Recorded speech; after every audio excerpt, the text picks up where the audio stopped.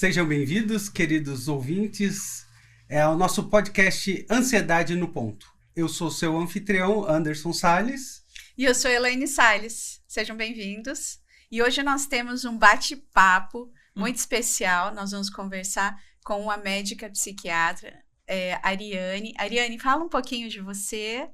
Bom, meu nome é Ariane, eu sou psiquiatra, né? Tenho especialidade em psiquiatria da infância e adolescência. Me formei na Universidade Federal de São Paulo, na Unifesp, faço parte da equipe, né? E tenho trabalhado muito com TDAH, com TOC e Tourette, né? Com crianças com questões de dificuldades, né? E atrasos no neurodesenvolvimento. Gente, quanta coisa. Já virou mais quantos podcasts aí? Vários. Seja bem-vindo, Ariane. Uma temporada Ariane. Só de podcast com a Ariane. Com a Ariane. Minha querida, é um prazer, obrigado por ter aceitado o convite. A gente vai bater um papo agora sobre TDAH, que é um tema que está borbulhando aí na sociedade, o transtorno TDAH, né, que é quase uma moda, né? Uma modinha, espero que não, mas a gente percebe que tem um movimento de diagnóstico, né? E nós vamos falar especificamente sobre o TDAH e a regulação emocional, que é um tema que normalmente se fala de desatenção no TDAH, mas como é o comportamento dessas pessoas com diagnóstico de TDAH? Eu acho isso interessante, né, Elaine, porque TDAH é o transtorno de déficit de atenção e hiperatividade, né? Então, é um dos principais transtornos de neurodesenvolvimento na infância e adolescente, né? O que tem é o mais comum, né? E para a gente falar que uma criança tem TDAH, né, ela tem que ter sintomas, né? Tanto de desatenção, quanto de hiperatividade e impulsividade, mas esses sintomas têm que ser intensos o suficientes para trazer algum tipo, né, de prejuízo na vida da criança em vários aspectos, né? Tanto na parte acadêmica, então esses sintomas são perceptíveis na escola, né, já na primeira série. As professoras começam a observar que ela tem um padrão de comportamento diferente da média das outras crianças. Os pais observam em casa esses comportamentos, né? Então, assim, esses sintomas têm que passar por toda a vida do paciente. Não é só em um ambiente, não é ambiental, não é só na escola ou só em casa, né? Tem que estar em todos os lugares que essa criança circula, né? Eu acho que um dos sintomas mais observáveis, né, para os professores é a inquietação motora, né? Então, são crianças que têm uma energia muito grande, né, que está sempre circulando na sala, né? Assim, criança tem energia, é normal, mas também a criança consegue se regular e ficar sentado, por exemplo, quando precisa, né, quando a professora está ensinando uma lição, ou durante uma brincadeira, ela consegue prestar atenção, né, fica um certo tempo concentrada na brincadeira. Crianças com TDAH têm dificuldade. Então, aquela criança que está sempre se movimentando na sala, ou levanta várias vezes ao longo da aula, pede várias vezes para ir no banheiro, para poder dar uma voltinha, porque está difícil, né, ficar na sala de aula, ou às vezes é muito difícil ficar sustentando a atenção na aula, tá sempre conversando ao longo da aula, porque tem uma impulsividade para falar, né? E em casa também, né? Você vê que os pais costumam falar que nada chama muita atenção dela, então aquela criança que tá frequentemente mudando de brincadeira, né? 5 minutos tá numa brincadeira, depois muda, vai para outra, tá? Brincadeiras de preferência mais agitadas, que envolve correr, pular, né? Só que numa intensidade maior do que o habitual. E às vezes elas acabam se colocando em risco, né? Porque por causa da impulsividade, às vezes pode sair correndo na frente dos pais e risco, né, de ser atropelado na rua, ou de sair no shopping, se perder porque sai correndo. Então, assim, alguns comportamentos ligados tanto na questão de hiperatividade motora quanto impulsividade e também dificuldade atencional, que acaba trazendo certos prejuízos, né, para a criança, que ela tem dificuldade de se autorregular. A gente tem percebido, né, você está falando, não é toda criança que tem a hipótese diagnóstica de TDAH que tem essa agitação. Não, porque a gente tem 3 tipos de TDAH, né? Tem o TDAH, né, o hiperativo, o TDAH desatento e tem o combinado que junta os 2 sintomas, né? Então, o hiperativo e o misto é esse TDAH mais conhecido pela hiperatividade, que pela aparece agitação, mais, né? As pessoas o que é observado, né? O TDAH do tipo desatento, ele tende a ser mais comum em meninas, e aí o padrão é um pouquinho diferente, né?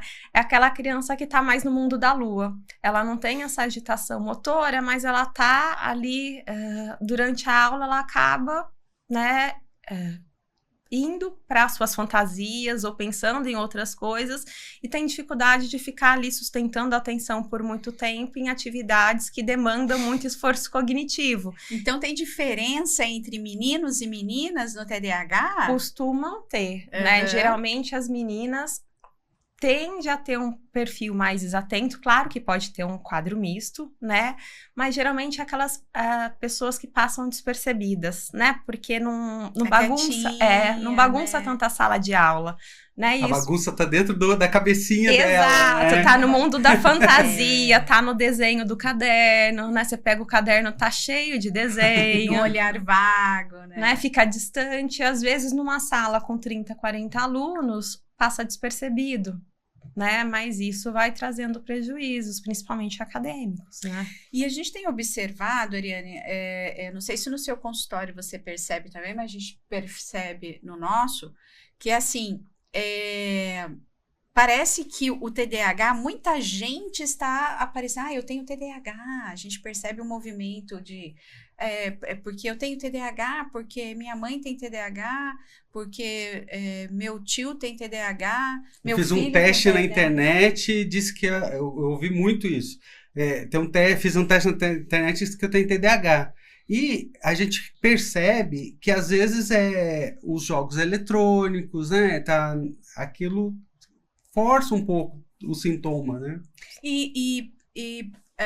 Eu queria que você explicasse um pouquinho o que significa isso. Por que está tendo tanto diagnóstico de TDAH hoje? Está brotando TDAH? Está nascendo só TDAH agora, né? Parece que a gente tem um olhar até um pouco preocupante social sobre esses diagnósticos diferenciais que a gente tem percebido, né? Muito TEA, TDAH. Na verdade, a gente só está ouvindo esses 2 nomes ultimamente, né? Sim. Você falou sobre o transtorno do neurodesenvolvimento. Então, são 2 perguntas. Explicar melhor, assim, o transtorno de déficit de atenção e hiperatividade é um transtorno do neurodesenvolvimento. Quais são os outros? Uhum. Né? E o que você percebe desse movimento social e dentro do seu consultório? Tá. Então, assim, transtornos do neurodesenvolvimento são patologias que aparecem muito cedo, né? Já na fase do desenvolvimento da criança, né? O TDAH é um dos transtornos do neurodesenvolvimento, mas a gente tem outros. Por exemplo, o transtorno do espectro autista é um transtorno do neurodesenvolvimento, o transtorno do desenvolvimento da linguagem, né? Hoje em dia, até fala que o toque, né? Tem outros, tudo que incide, né? Já na primeira infância pode ser visto como um transtorno do neurodesenvolvimento. Então, isso são várias possibilidades de diagnósticos que aparecem na infância. Por isso que o diagnóstico é importante ser feito por um profissional especializado, né? Por um médico com esse olhar do neurodesenvolvimento. Porque neuropsicólogo, né? Avaliação neuropsicólogo, neuropsicológica. psicólogo está acostumado a trabalhar Exato. com crianças em fase de desenvolvimento, porque tem os diagnósticos diferenciais também que a gente não pode esquecer, né? Então, em termos de prevalência, que vamos dizer assim, o número de crianças afetadas ao longo do tempo, vamos dizer assim, ele permanece estável, em torno de 5 a 6%, as pesquisas falam, e isso são para todos os lugares do mundo, né? Para todas as pesquisas que vê em prevalência, chega num número muito próximo disso, entre 5% e 6%, né? Toda a questão dentro da psiquiatria, a gente tem fatores, né, genéticos que predispõem e a gente entende que a patologia, ela se dá do encontro de duas possibilidades, né? Os fatores genéticos, né, que é o que a gente traz de heredabilidade da nossa família, associado às questões ambientais. E quando junta esses dois, a pessoa pode ligar ou não ligar esse gene, que pode fazer ela ter ou não ter uma determinada doença, né? Então, não é determinista, é uma probabilidade, né? Por isso que, às vezes, você percebe que dentro de uma família com TDAH tem outras pessoas também que têm um funcionamento parecido, por essa questão de herdabilidade, né? Mas não necessariamente, né? Porque meu pai tem que eu vou ter, né? Não é por aí. É uma condição. Não, né? Não é determinístico. Agora, isso é uma questão. Agora, o TDAH é uma doença que começa na infância e ela tem um curso crônico, né? Então, assim, muitas das crianças que iniciam o quadro, né, de TDAH na infância podem vir a se tornar adultos com TDAH, né? Não vai para toda a vida? Pode haver uma cura? Eu acho que essa é a pergunta. Depende, né? A gente vê que pode ter 3 possibilidades de trajetórias, vamos falar assim, né? Aquelas crianças que começam com TDAH e vão continuar adultos com TDAH, preenchendo todos os critérios diagnósticos, né? Tem uma porcentagem também que, como é um transtorno do neurodesenvolvimento, e a gente não pode esquecer que a criança está se desenvolvendo, ela está maturando e ela está adquirindo novas habilidades, né? Novos repertórios socioemocionais, né? Biologicamente, ela está se desenvolvendo também. Então, essa trajetória de maturação ao longo da vida, também algumas crianças podem... hora de chegar na vida adulta, não ter mais os sintomas, né? Mas não é uma questão de adaptação e estimulação, adequação daquele funcionamento? Não é não deixar de ter o TDAH, mas... São 3 trajetórias. Continua preenchendo todos os critérios e continuam com o diagnóstico de TDAH. Uma pequena porcentagem, nesse processo de maturação e desenvolvimento, vai adquirindo repertório e deixa de ter os sintomas, tá? Em torno de 15%. A grande maioria, mais de 50%, o que vai acontecendo? Nesse processo de desenvolvimento, vai tendo... maturando o córtex pré-frontal e a parte motora começa a ter autorregulação e diminui a incidência dos sintomas de hiperatividade. O que vai ficando ao longo da vida são sintomas de desatenção. Então, o que acontece? A grande maioria, ela vai diminuindo os sintomas, mas ainda fica com sintomas residuais. Mas esses sintomas residuais, às vezes, não são o suficiente para eu fechar um diagnóstico de TDAH. Quando estão adultos. Porque para eu fechar um diagnóstico de TDAH, eu preciso ter um número mínimo de sintomas no adulto, né? Não é um sintoma de desatenção que me coloca dentro de um diagnóstico de TDAH.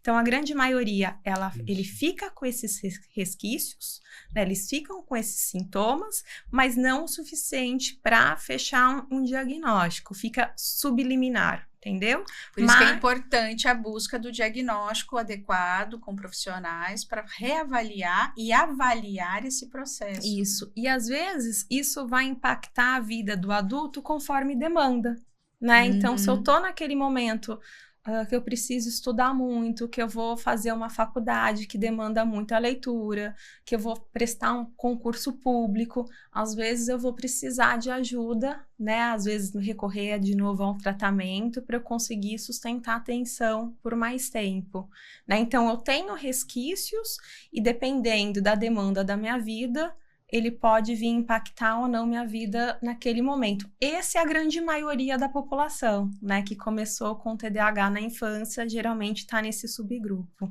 Entendi. Eu poderia colocar como se fosse um espectro, e aí, conforme eu vou amadurecendo, eu vou diminuindo alguns sintomas, mas dependendo se o grau é leve, então ele acaba saindo do espectro. Com certeza, eu acho que a gente faz os diagnósticos, né, em caixinhas, vamos dizer, né, que é o categórico. Que é o costume, né? Porque a gente precisa ter padronizar, né, até por questões de pesquisa, linguagem e poder diagnosticar. Mas todo comportamento humano, ele tende a ser dimensional, Certo. né? A gente pode pensar, fazer um paralelo com o humor. Tristeza faz parte da vida, ansiedade faz parte da vida. Mas o que eu chamo de depressão? O que eu chamo de transtorno de ansiedade? É um contínuo, né, que vai desde a normalidade das emoções normais na vida até ir ampliando e gerar um nível de sofrimento que eu falo, bom, a partir desse momento você tem, né, um sofrimento suficiente para falar que você está num quadro de depressão, né, uma intensidade de uma tristeza, né, que eu falo de depressão, eu falo de transtorno de ansiedade. Então, tudo no comportamento é dimensional, inclusive a atenção, né, inclusive a impulsividade. Por isso que os professores têm um olhar importante para a gente na composição do diagnóstico, porque toda criança, ela é agitada, ela tem energia, né? Ela é um pouquinho desatenta, mas assim, é para aquela fase do desenvolvimento. Por isso que é importante você ter um olhar do neurodesenvolvimento. O que é esperado para aquela criança daquela idade naquele momento? Então, os professores têm a média das crianças, né? O que ela espera da média daquelas crianças? Quanto tempo a média das crianças consegue prestar atenção? Quanto tempo a média das crianças conseguem ficar sentados numa sala, participar de uma brincadeira, né? Então, é uma mediana, né? Para aquela faixa etária. Por isso que é importante nunca perder o histórico do desenvolvimento esperado para cada faixa etária. E as telas, colocação de telas, isso atrapalha, então, a parte da atenção. Sim, acho que dentro das possibilidades de diagnóstico diferencial, né, que foi a pergunta, e acho que tem a questão ambiental, né, e também tem os diagnósticos diferenciais que não, né, da própria psiquiatria, vamos dizer assim. Entre as questões ambientais, eu acho que o uso de tela é um olhar que a gente precisa ter cuidado. Tem crianças com um abuso de tela, né? 6, 7, 8 horas na tela, isso traz prejuízos, inclusive de autorregulação emocional, né? Você tira a tela de uma criança, a criança se desregula, né? Começa a chorar, não consegue dar conta de ficar sem aquilo, né? Isso é um fator preocupante. Privação de sono. Será que essa criança está dormindo direito?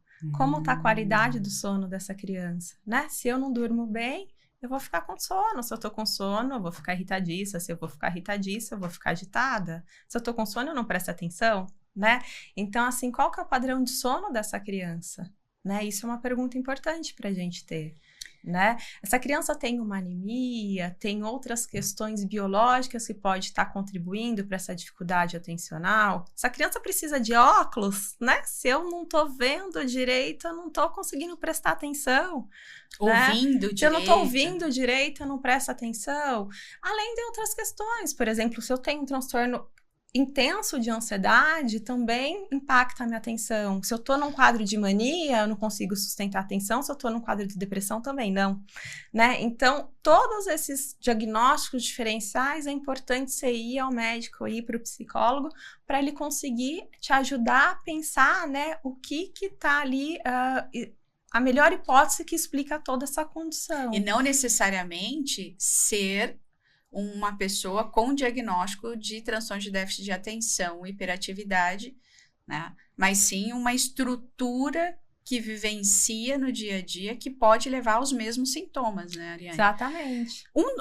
Uma das questões do TDAH e que a gente... eu recebo muito no consultório pais, assim, desgastados mesmo, assim, cansados de ter dificuldade para lidar com a regulação emocional de crianças e adolescentes com diagnóstico de TDAH, né? Tem essa desregulação emocional que você relatou sobre essas aprendizagens não saber lidar com frustrações, com limites relacionados como a telas, né? Você acabou de dizer.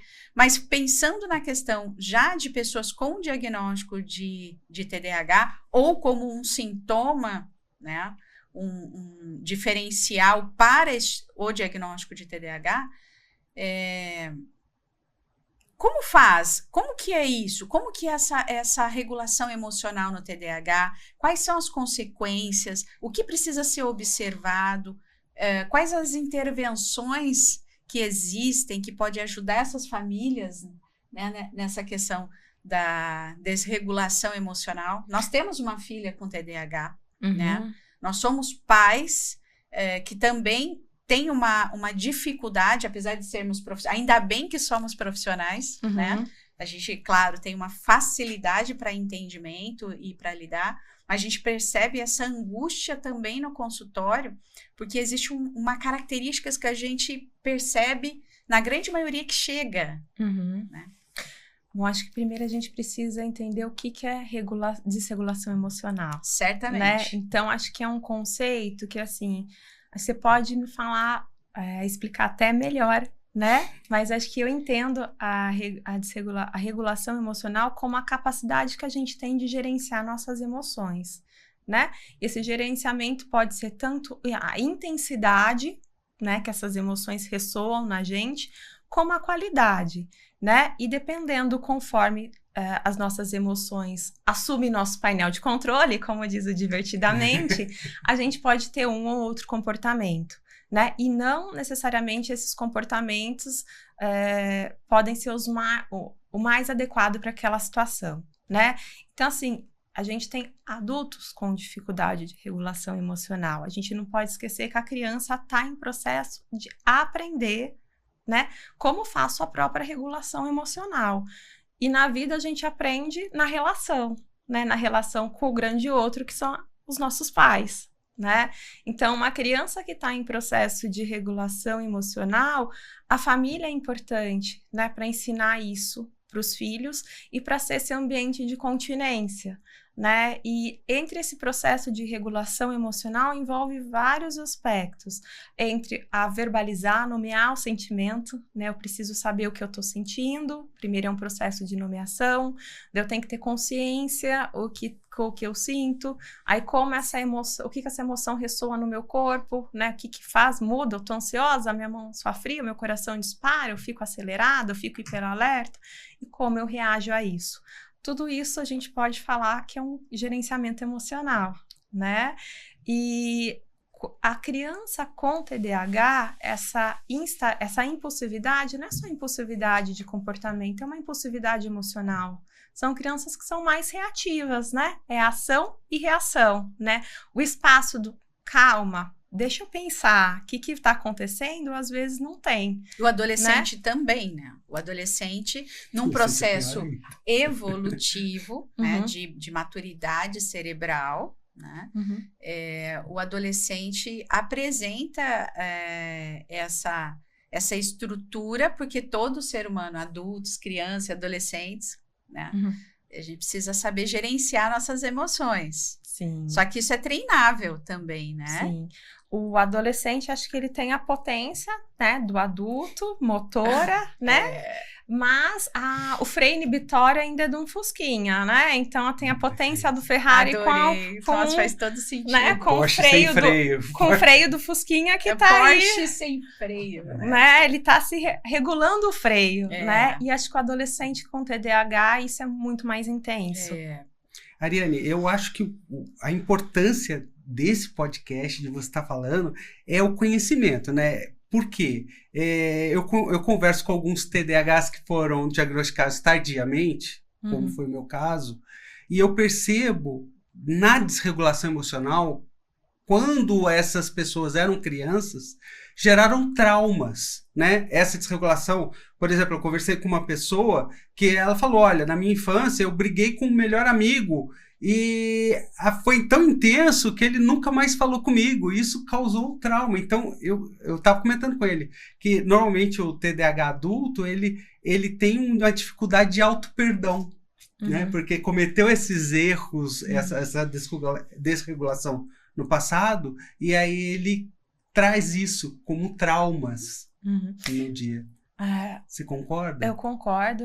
Você fez eu lembrar de uma frase, né, de uma paciente que eu atendo, que quando ela se tornou mãe, né, a gente sempre revisita a nossa infância, né, e volta. Certamente. E aí ela fala assim, as angústias eram exatamente essa, eu não quero que a minha filha sofra coisas que eu sofri ao longo da minha infância, né? Por ser muito agitado, às vezes essas crianças acabam levando muitas broncas, né? Tanto em casa quanto na escola, e às vezes vai ficando com a sensação de inadequação, né, Lani? No momento da vida que a gente está formando nossa estima, nossa estrutura egóica, quantas coisas estão em formações na infância, né? E aí acho que vai fazendo o registro, né, de eu sou uma pessoa inadequada, né? E isso traz muito sofrimento. Eu acho Isso que é muito comum, né? Sim. E essa regulação emocional, né? Se a gente for pensar na imaturidade, o TDAH ele tem um funcionamento fisiológico real, né? Que tem um jeito de funcionar né? Diferente e até em tempo de maturidade de funções executivas, que manipula, integra informações, trabalha com atenção, esse link da censura social. Então, isso é fisiológico, né, Ariane? Isso tem uma explicação, gente. Isso tem uma explicação real, né? Quem tem TDAH, os pais de crianças e adolescentes, adultos com TDAH, precisa entender. Eu gosto muito da psicoeducação por causa disso. Sim. Porque a compreender o que significa. Né? O que significa essa inadequação social que às vezes acontece, né? Um assunto que eu chego falando e a pessoa olha e fala, nossa, nada a ver isso que você está falando, nossa. Ou um ímpeto que dá numa resposta que para você não foi tão grande, mas para o outro foi muito sentido. E a criança, é interessante que a gente percebe essa verbalização desde a infância. A gente precisa observar, né? Não fui eu. Né? Ele chega e fala assim, não, eu não fiz nada. Eu não fiz nada. Né? Ou, o que foi que eu fiz agora?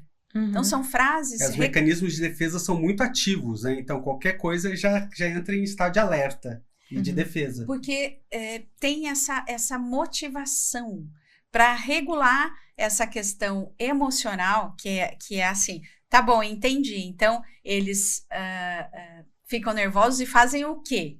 O que você percebe no seu consultório? O relato de uma pessoa, uma criança ou um adolescente com TDAH que destoa essa regulação emocional ou na percepção ou até em voltar ao seu equilíbrio, né? Porque a raiva existe, a tristeza existe, a frustração existe.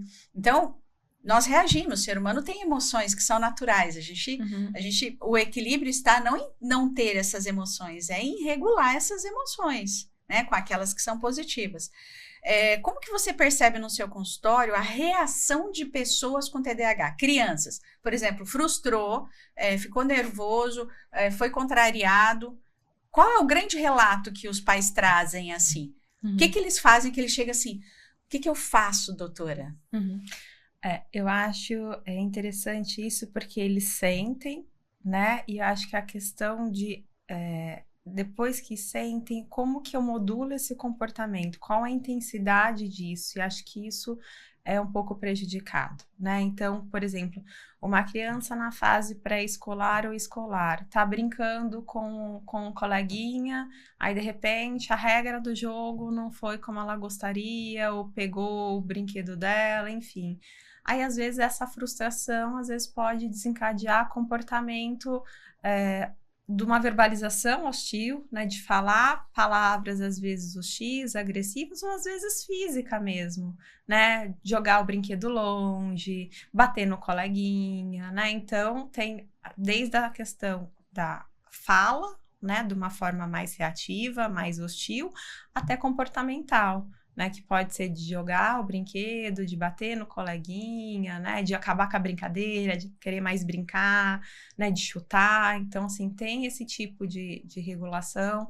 Ou aquele adolescente que, às vezes, numa contrariedade, coloca, né, reage de uma forma hostil para um professor, por exemplo, ali, que é uma figura de autoridade, que não poderia falar daquela forma, né, ou de modular essa reação, às vezes, com os pais, né, sai de uma forma muito reativa ali, né, não tem deixa eu ver a melhor forma de falar, a melhor forma de me portar, às vezes comportamento mais impulsivo, né, às vezes sair andando, né, ali sair daquele lugar de uma reação mais impulsiva, mais intempestiva, né, e às vezes até também a questão de quebrar algumas coisas num paroxismo de raiva, às vezes também acontece, né, essa reatividade. Então depende muito da intensidade. E por que isso é importante? Porque isso traz consequências na vida da pessoa, né? Então, na infância, a gente vê que algumas crianças, por ter essas explosões, né? São pequenas explosões que a criança tem, né? Ela se desregula, explode, né? E depois implode e sofre, né? Vai sofrer, Implode, né? sofre bom. Vem nessa questão da tristeza, da autorrecriminação, eu não consigo, eu sou uma má pessoa porque eu não consigo me regular, né? São essas frases e pensamentos disfuncionais que vão ficando ao longo da vida, né, Elaine? Existe um retorno motivacional, né? Se você tem uma inadequação social, a relação com o outro também vai reagir a você. Uhum. Então, se você tem uma reação positiva, né, uma reação mais equilibrada, você consegue se colocar melhor, consegue controlar aquilo que você está sentindo, o outro vai ter essa reação, é uma via de mão dupla. Sim. Né? Então, a gente percebe esse envolvimento de E é ambiental também, né? Às vezes, cria mecanismos de defesa. Então, às vezes, vai ser uma criança que mente para tentar abafar aquilo que ela fez. Então, vai ser uma criança que sai correndo, né? Que tem atitudes que você não entende, mas é que ela tá tentando sair daquilo, né? E as outras crianças, às vezes, que observa, que começa a deixar aquele amiguinho de lado, né? Porque toda vez que ele vai brincar, eles acabam brigando. E, às vezes, essa criança deixa de ser convidada para muitas coisas, né? As outras crianças excluem. Isso é importante, porque é um prejuízo social também, né? Por essa impulsividade. Na vida adulta, às vezes, dificuldade de se manter num trabalho. Relacionamento de casamento, relacionamento com interpessoal, filhos, né? Ou uma direção insegura, muitas multas no trânsito pela impulsividade. Adolescentes que se envolvem, às vezes, pela impulsividade com uso inadequado de substâncias. Ou até mesmo, né, comportamentos sexuais de risco, gestação na adolescência. Tudo isso tem a ver com a impulsividade. Né? Então, são aspectos aí que a gente precisa cuidar, né? Para não ter consequências, inclusive para o desenvolvimento, como uma gestação numa adolescência, né? Que implicação emocional tem na vida de uma pessoa, né? Certamente. E os relatos vêm também, Ariane, muito sobre ele não consegue parar. Uhum. Parece que sai do eixo, parece que sai de órbita. São frases que a gente acaba ouvindo sobre, parece que está num transe, né? E a criança ou adolescente, né, quando volta, parece que quando consegue voltar a um equilíbrio, a frase é: eu não queria fazer isso, não sei o que aconteceu. Então, são frases que são recorrentes, a gente percebe que acaba acontecendo mais vezes. Como ajudar esse indivíduo, né, pequenininho, que é uma criança, esse adolescente cheio de novidades, até emocionais, né, que vão acontecendo nessa fase. Como ajudar esse indivíduo a se desenvolver, a se equilibrar, a se autorregular, né, emocionalmente, para que ele não tenha essas consequências que você relatou, não só com ele mesmo, mas com o outro. Tem técnicas para isso? quais são as intervenções que existem? Sim, eu acho que a busca do tratamento, né, a Shigra abre 2 pilares importantes, né? Uma é a parte da medicação. A medicação também ajuda na autorregulação, inclusive a regulação das emoções, né? Não só na sustentação da atenção, não só da impulsividade, mas também da regulação emocional. E o outro aspecto, acho que são as terapias, que é importante, né? A terapia é essencial, né? No sentido de você perceber, né, o que você está sentindo, né, depois o que eu posso fazer, né, quais as técnicas, quais os recursos que eu posso ter para adquirir essa regulação emocional que eu não estou conseguindo, que não é inato, né, que eu preciso ensinar para alguém, e que alguém me ensine, né, na verdade, porque a gente está falando de uma criança, né, então acho que o terapeuta é importante porque vai ensinar essa criança todas as fases, né? Desde o que você está sentindo, que emoção que você sentiu nesse momento, quais são os contextos que desencadeiam esse tipo de emoção, como que você reage, quando você reage assim, qual que é a consequência que você tem? Foi uma consequência boa? Foi uma consequência, né, que não foi tão legal? Que implicações que isso repercutiu na sua vida? Da próxima vez, o que a gente pode fazer diferente? Né? Então, assim, técnicas de relaxamento, né? Técnicas de respiração, né? Acho que são várias técnicas que a gente, através da terapia, vai dando bagagens e ferramentas para essa criança aprender a se regular. Então, até acho que a terapia é essencial.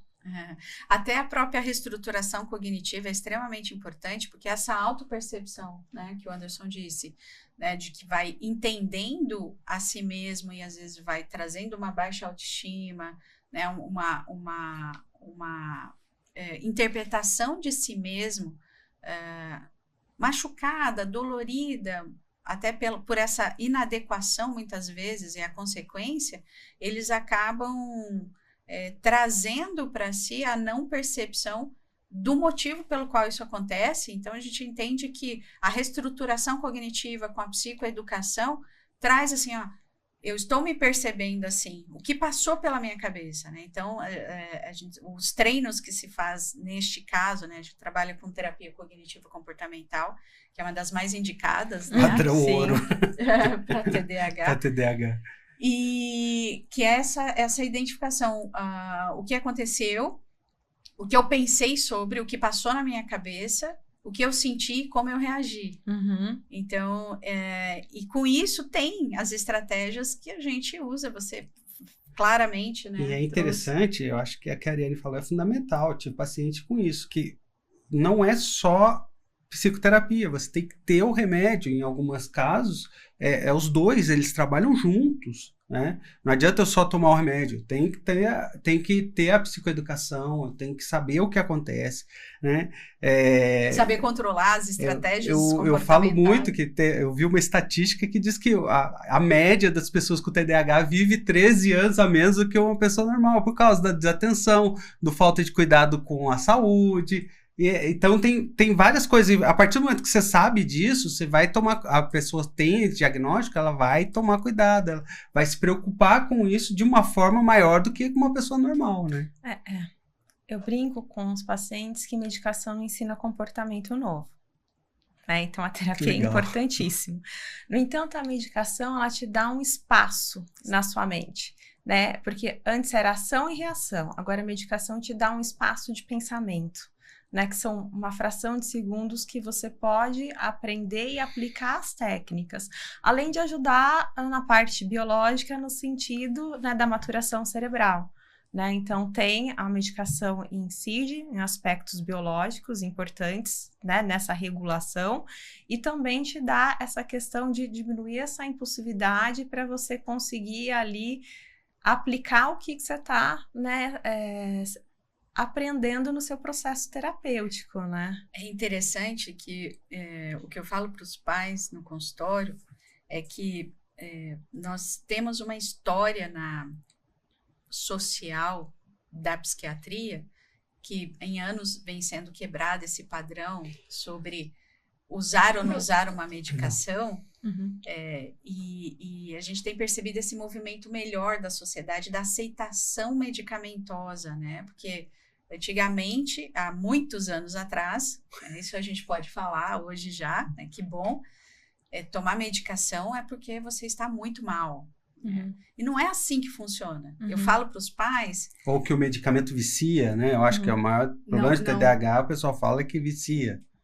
Existe um contexto nessa questão, né, da importância do uso da medicação e esse acompanhamento médico adequado para ter uma estrutura, né, de começo, meio e fim, de um lugar dessa medicação na vida, né? Uhum. E eu falo que é uma questão de amor Uhum. e de quebrar paradigmas. Quando os pais levam o seu filho a um psiquiatra para fazer um diagnóstico, para fazer um tratamento, né, além da psicoterapia, além da avaliação neuropsicológica, porque a criança e o adolescente sofre. Eu falo, é uma questão de trazer um alívio intenso. Essa medicação vai ajudar a fazer essa regulação, esse espaço que você chama de espaço. Interessante que eu não tinha pensado como espaço, né? Uhum. Mas a gente percebe como se fosse um alívio. Eles chegam até respirar, assim, aquilo gera um sofrimento. Gente, ninguém faz de propósito. Uhum. Isso é interessante a gente deixar bem claro, né? Eu acho importante também, porque às vezes são rótulos que são colocados nessa criança, né? Porque essa criança, ela tem dificuldade de sustentar a atenção em tarefas que demandam cognição, vamos dizer isso. E isso na infância são principalmente as tarefas da escola, o estudo demanda isso, né? E aí a criança não consegue executar a tarefa do começo ao fim, então ela tende a deixar a lição de casa pela metade, ela tende a fazer um exercício e querer sair dali, é muito penoso para ela ficar ali, né? Além de ser extremamente difícil, porque muitas vezes essa dificuldade ao longo do caminho, né, ao longo do tempo, a dificuldade de sustentar a atenção vai trazendo déficit de aprendizado. E aprendizado é tijolo, né? Um tijolinho aqui é alicerce. Se você fica com esse alicerce esburacado, lá na 5ª série vai estar muito difícil aprender, né? Então, começa a sobrepor fatores de complicação, né? No sentido assim, eu já tenho uma dificuldade de regular a minha emoção, eu já tenho dificuldade de sustentar a atenção, isso pode me trazer que a demanda escolar fique já mais intensa. E aí eu, como tudo na vida que é difícil, eu me esquivo, né? E aí eu não vou querer estudar, porque isso é muito penoso. E aí começa aquela horário, né, marcado para ter desavença em casa. Né, porque a mãe quer que ele estude, ele não quer estudar, aí começa a brigar, né, e aí vai trazendo sofrimento para a família inteira, né. E como é genético, às vezes a mãe tem TDAH, também tem a desregulação emocional, né, então ela vai brigar com o filho. E às vezes, né, nesse momento, né, de intenso sofrimento e estresse, às vezes saem palavras que as crianças vão se sentindo rotuladas, né, ele é preguiçoso, ele não faz porque não quer, né, entre várias coisas, e na verdade é dificuldade mesmo, né? Sabe um ponto que a gente traz no consultório também, e que, na minha opinião, como mãe, né, como esposa, como filha, como tia, né, de pessoas que com diagnóstico e nem tanto diagnóstico direto, né, que às vezes tem uma hipótese diagnóstica ainda, e como profissional que trabalha com pessoas com TDAH, né, crianças, adultos e adolescentes, que tem uma palavrinha, uma emoção que quem está junto precisa ter, que é o acolhimento.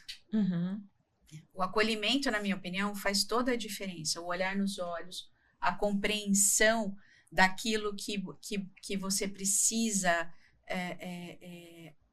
falar e fazer depende de como você observa o outro. Né? O toque, falar o que aconteceu. A criança que grita, que esbraveja, nem sempre ela está tirando a sua autoridade. Eu sempre falo que é um pedido de ajuda. Me ajuda que eu não estou conseguindo. Então, quando você olha, sem punir primeiro, você ouve sem punir primeiro, e você faz o acolhimento, você está fazendo um movimento até de aprendizagem para essa criança sobre eu preciso me acalmar para conseguir ter clareza naquilo que eu vou falar e como eu vou agir, né? Então, dentre essas estratégias que sabiamente você colocou, eu incluiria o acolhimento às pessoas, crianças, adultos, adolescentes com TDAH. E o acolhimento aos familiares, porque não é fácil. Sim. Não é fácil, né? Então, a gente olha muito para a criança, a gente olha muito para o adolescente, mas eu gosto muito de fazer orientação parental quando eu faço psicoterapia, né? Com esse público, efetivamente, porque eu sinto os pais muito fragilizados, eu sinto os pais num desgaste muito grande. Então, eles também precisam ser orientados. Então, a palavrinha acolhimento, eu diria que é uma palavrinha familiar. Né? É uma emoção, é uma ação. Acolher é uma ação familiar. Tanto quem tem o TDAH, quanto quem está ao entorno do TDAH, de quem tem o diagnóstico. Né? Que papo bom! Né?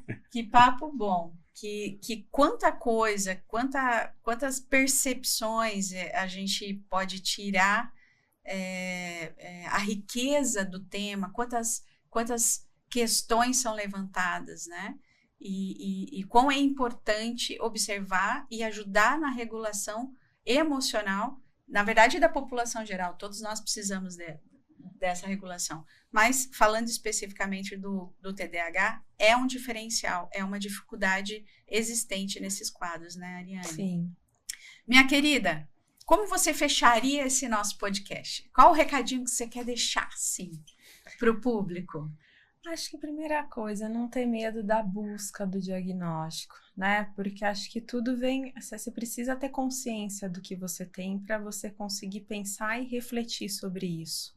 Né? Se você não tem o diagnóstico é um nome, né? Acho que não é um rótulo, é um nome que pode explicar algum padrão de comportamento, né? Que nesse momento pode estar trazendo sofrimento, mas a partir do momento que você identifica uma causa, você busca tratamento, né? Isso pode fazer com que traga depois um alívio, né, para você. Acho que nomear traz um alívio. Por isso, né, que precisa ser feito de forma adequada, com profissionais que entendem do que estão fazendo, né, ter uma seriedade aí. E depois leva a você buscar estratégias para melhorar, né, porque na vida a gente está aqui para desenvolver, né, todo mundo está na vida para desenvolver, né, então é só um aspecto que precisa ser desenvolvido. Excelente. Minha querida, onde você trabalha? Você quer deixar suas redes sociais? A Ariane é uma psiquiatra excelente, né? Ela tem um carinho muito grande com seus pacientes, uma atenção muito grande, estuda muito. Acho que isso é extremamente importante, né? Aonde as pessoas podem te encontrar? Aqui em São José eu atendo na Clínica Etos, né? E eu também tenho um site, que é ariane.martinho, que lá também tem todos os telefones de contato, para quem precise. Que legal. Muito obrigado, viu? Obrigada. Gratidão, a vocês. Essa oportunidade de a gente saber um pouquinho mais sobre TDAH. Eu que agradeço o convite. Sensacional. Foi um enorme prazer e até a próxima. Né? Obrigada, gente. Um beijo a todos. Um beijo a todos. E até a próxima.